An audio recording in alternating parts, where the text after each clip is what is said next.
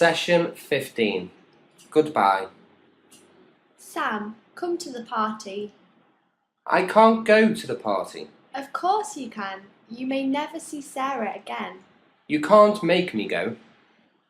Now you really are behaving like a child.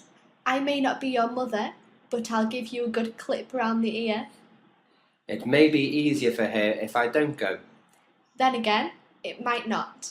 I can't think of any reason why Sarah wouldn't want you there. Has she said anything? She hasn't said anything. She needs to talk to someone, and that someone is you. Well, I can't go like this. I need to get ready. Well, you've got 20 minutes, so hurry up. Sam went to the party and talked to Sarah. She told him that she may be back in 1 year as she has applied for a master's. The rest of the party was lovely. Everyone had a wonderful time and everyone was sad to see Sarah go.